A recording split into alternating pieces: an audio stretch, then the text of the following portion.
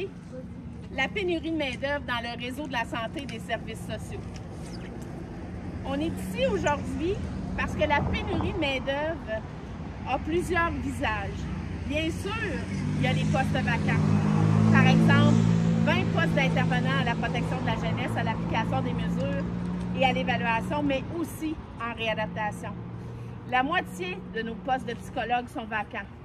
Mais il y a aussi les listes de rappel vides. Il y a des membres en assurance salaire qui ne sont pas remplacés ou remplacés que partiellement, soit par un choix de gestion afin de boucler le budget, soit parce que le gestionnaire ne demande pas de remplacement, car il n'y a personne sur la liste de rappel de toute façon. Ne pas demander de remplacement, c'est accepter que nos équipes s'épuisent. C'est accepter de ne pas reconnaître les besoins de la population et le fardeau des intervenants. La pénurie de main-d'œuvre, c'est aussi le choix de gestion de ne pas offrir des assignations alléchantes qui permettraient l'attraction et la rétention du personnel et de les utiliser pour donner des cœurs au quotidien, à la pièce, pour gérer les défis de main-d'œuvre. C'est le temps supplémentaire à coût de 11 000 heures par année de temps supplémentaire en laboratoire, c'est donner des contrats au privé.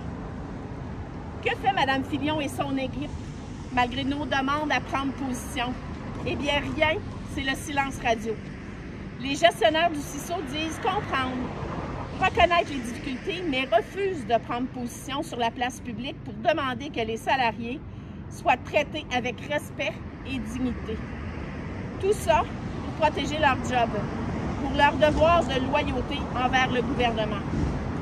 Mais la loyauté envers la population, elle est où quand on ferme les yeux sur les besoins criants de services? C'est certainement pas en offrant des collants, héros du CISO, ou encore en mettant en place la journée de lavage de mains, ou même en ne reconnaissant que certains titres d'emploi lors des journées dédiées, que le CISO va reconnaître ses intervenants. Quand une opération reconnaissance est en cours, il est pathétique que l'on demande à un gestionnaire et qu'on doit lui expliquer que pour reconnaître les employés pour un bon coup, alors la reconnaissance devrait venir de soi. Ce n'est pas 5 % d'augmentation de salaire qu'on nous offre. Ce n'est pas 8 %. En fait, le 8 %, c'est 3 % de forfaitaire. Donc, quand le panier d'épicerie monte en flèche et que les biens essentiels aussi, ça ne couvre même pas le pouvoir d'achat. Ce n'est pas toujours aux travailleurs et aux travailleuses de la santé et des services sociaux de faire les frais des difficultés financières de la province et de la pandémie. Il y a pourtant toujours des sommes importantes pour les médecins de famille et les médecins spécialistes. Assez, c'est assez. Il est temps de nous prendre pour acquis, de ne plus nous prendre pour acquis et de nous payer à notre juste valeur, à notre juste expertise. Il n'y a toujours rien au niveau du statut particulier de l'Outaouais. Nos membres quittent pour le réseau de santé ontarien, vers la fonction publique fédérale, vers les municipalités, les commissions scolaires et les universités. La PTS, c'est l'expertise de 106 titres d'emploi. Cette expertise est vitale pour le réseau de la santé et des services sociaux. Sans les membres à PTS, derrière ces titres d'emploi, il manque plein de morceaux de casse-tête et sans elles, on ne peut avoir un portrait clair du réseau parce que sans eux, les diagnostics ne sont pas possibles. Sans elles, la réadaptation n'est pas possible.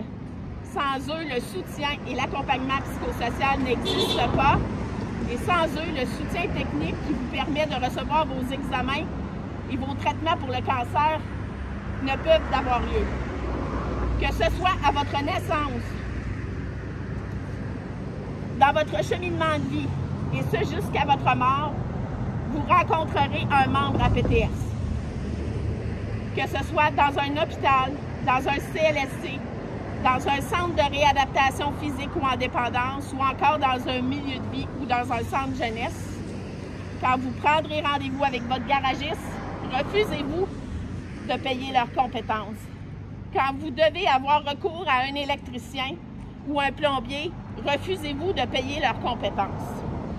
Les membres à PTS sont compétentes. Elles ont des expertises nécessaires et le fait qu'elles soient à 86% des femmes ne devrait pas leur être défavorable au niveau du salaire et de la reconnaissance. Et ça doit se traduire par des conditions d'exercice adéquates et une rémunération juste et équitable.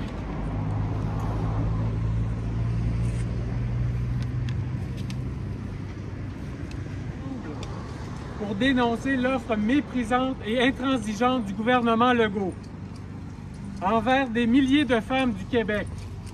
La pénurie de main-d'œuvre met le réseau public dans l'Outaouais sous pression depuis plusieurs années. C'était vrai avant la pandémie, encore plus vrai pendant, et ça le sera encore plus vrai dans les prochaines années.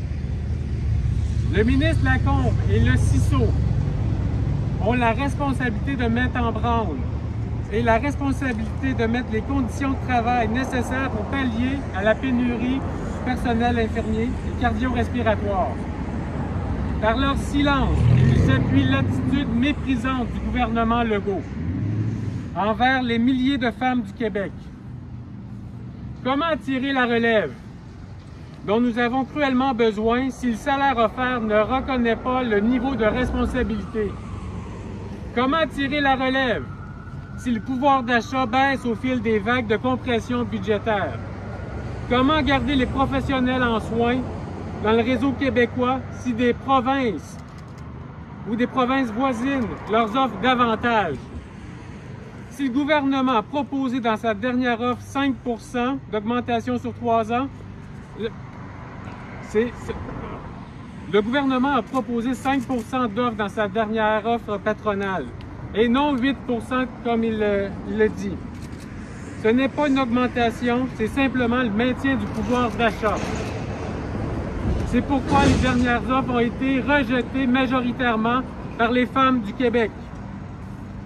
Nous demandons 12,4 % sur 3 ans, dont 7,4 % en rattrapage salarial.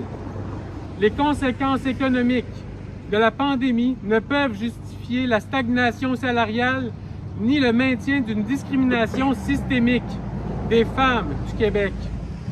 Il ne faut pas oublier que c'est grâce à elles, grâce à ces professionnels en soins, qui a permis de garder une bonne partie de l'économie du Québec ouverte pendant la pandémie. Le secteur public québécois est le seul secteur à avoir connu une baisse du niveau de vie comparativement au personnel des autres secteurs publics. Que l'on pense à Hydro-Québec, les universités, les autres fonctions publiques fédérales et municipales. L'expertise, ça se paie au féminin comme au masculin, M. Legault. On compte toujours sur la vocation des femmes pour prendre soin. Mais en 2021, ce n'est plus une question de vocation. C'est une question de professionnalisme et d'expertise. Monsieur Lacombe, Monsieur Legault, payer au féminin, c'est terminé.